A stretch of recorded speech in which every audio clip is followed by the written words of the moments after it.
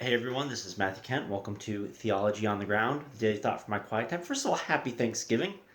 Very important holiday in our nation. I guess that's if you're watching this in America. If you're not watching this in America, it might not be Thanksgiving for you, but that's okay.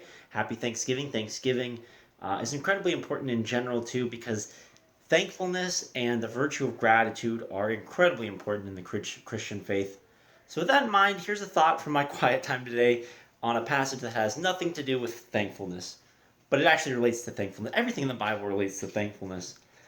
This is from Daniel chapter 9. And so Daniel is, of course, in exile, and he's been under several different kings now from actually a couple of different empires. And so, reading verse 1, in the first year of Darius, the son of Ahasuerus, by descent of Mede, who was made king over the realm of the Chaldeans, the Babylonians, in the first year of his reign, I, Daniel, perceived in the books the number of years, according to the word of the Lord to Jeremiah the prophet, must pass before the end of the desolations of Jerusalem, namely 70 years.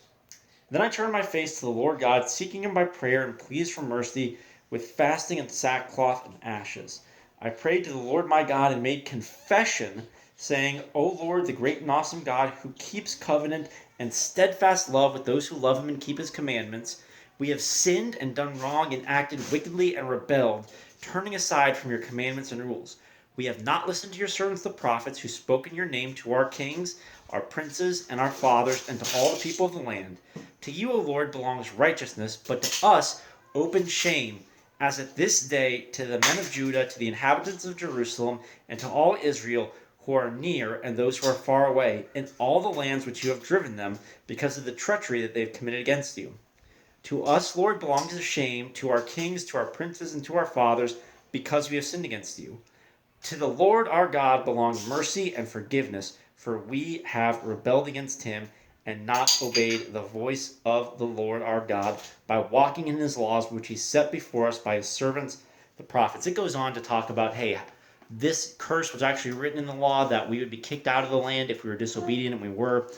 And so there's more along the same lines. But the thing that's so critical for me is he says, well, with us lies the shame because of our sin, but with God lies forgiveness. And so that's ultimately the biggest thing we all have to be grateful for, is that we deserve wrath, condemnation, and divine justice and retribution from God. And in Jesus Christ, we get God's love, mercy, forgiveness as he atones for our sin, died on the cross in our place for our sins, rose again on the third day. You have so much to be thankful for. Your life, God doesn't owe you a single breath that you are taking. If you're a Christian, your forgiveness, the fact that God gave up his son in your place. Be thankful today. Happy Thanksgiving. Enjoy.